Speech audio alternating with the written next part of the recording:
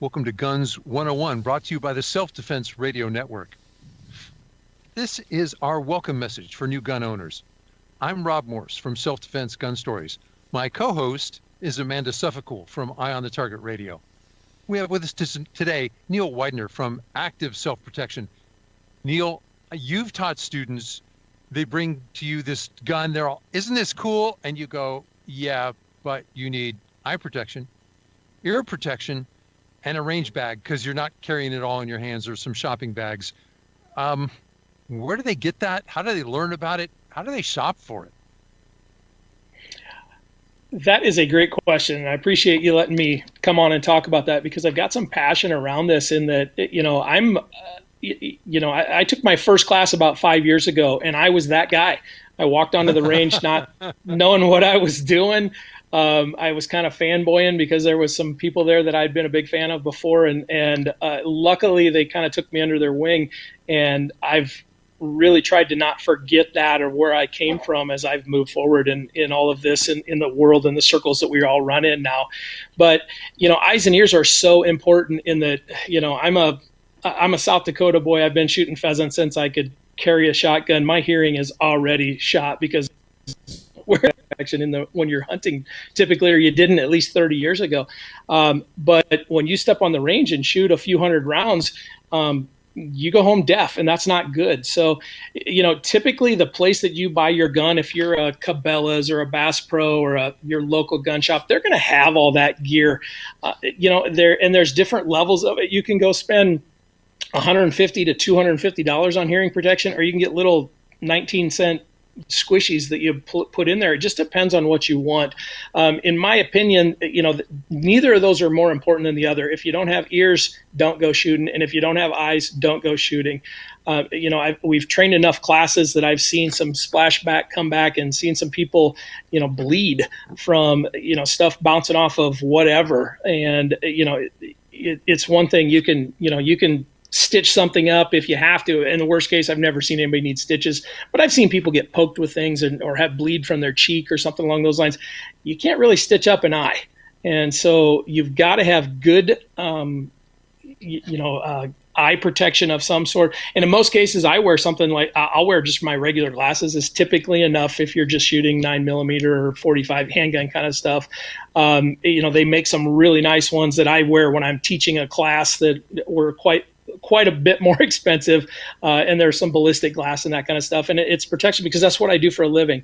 But I wouldn't say pick one or the other.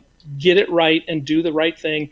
Get some, the electronic ear stuff is always better, so you can hear when the instructor's talking or whoever you're at the range with. But when the gun goes off, it muffles that. Those are nice. You can get into those for, you can get a decent pair for around $80. Maybe a little less. You can get some real high-end ones for $200, $300, $400. I don't have those. It seems crazy to spend that kind of money on it when they about do the same thing. But there's the gel cups and all of that kind of stuff. But when you're brand new to this, go out and spend that $60 to $80 on hearing protection. Make sure you're wearing glasses of some sort, and you're going to start. That's your basic PPE. And then the range bag stuff, when you go to the range, you're going to bring lots of stuff. You're going to bring ammo. You better bring some first aid stuff, right? Trauma stuff. Every time I'm at the range, I've got a small little trauma bag that's hanging on my belt. If the worst happens, I've got some gear there to protect myself. But that's got to go home with me, so it's got to be traveling back and forth. So you're going to need a good-sized range bag that you can get your ammo, your PPE, your hearing. If you want to put your gun in a case as you're traveling, something that will haul all of that stuff. Something that people don't really consider in a lot of cases is a change of clothes. If you've shot a ton of stuff, especially if you're in an indoor range, the lead exposure that you've got there to yourself is something that you should consider. And you'll want to put on a clean shirt when you're done. If you've trained all day, I always tell people, go change your shirt, wash your hands with cold water. That's not a PPE thing, but get the lead off of your hands. If you wash with cold water, your pores don't open up. They make lead removing wipes that you can use. We use those before we eat lunch and that kind of thing. If you've got a few hundred rounds downrange, lead poisoning is something that comes from your hands. It's not from the bullet itself, as people think. It's from the explosion that happens when the gunpowder goes off. You get some lead residue on your hands. So having some wipes to get that off and protect yourself and stay safe it's just there's a whole gamut to the game, and there's a lot of pieces to it. Neil, I wanted to underline what you said. Some places I can't go to my sports store right now. Can I find that equipment online? Oh, absolutely. A great one is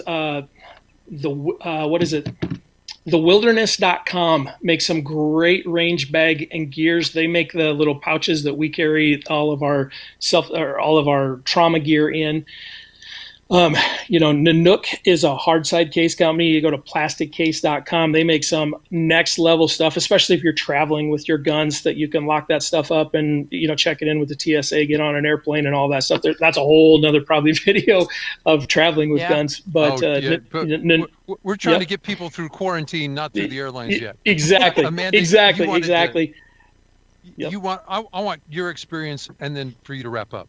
Okay, so really the one thing that I wanted to say is, as you're talking about hearing protection, you walk up to the wall of hearing protection, and the thing that you want to do is you want to look at it. If you're going to shoot a long gun, you want something that's fairly slimline to your head. So if you're looking at muffs, they have really big clunky ones, and then they have some slimmer ones. So you want the slimmer ones, because then as you pull the gun up to your cheek, you don't clunk against your ear over and over and over again. The other thing is that when you're reading hearing protection and you're looking at the wall and you're saying, which one do I want? The higher the number, the higher the protection. They have an NRR rating, which is noise reduction rating. And so that number, the higher the number, the better off. So a really good ones start to run into the 29, 30, 31. Sometimes you'll see as high as 33 pretty much. But that's kind of in the area that you want to be. Is I shop for 27 to 29, kind of in that price range. And when Neil starts talking about stuff that is higher dollar and higher, they're made for comfort for long term. So you're wearing them for hours and hours and hours. And so the more expensive ones do not feel like they are putting a nutcracker on the top of your head and trying to crack the walnut that is your skull. Right. So those are really what you're paying for. Go ahead. Yep. I'm sorry. Yeah, I'm sorry. If I could add to that, though, Amanda, that is the great point.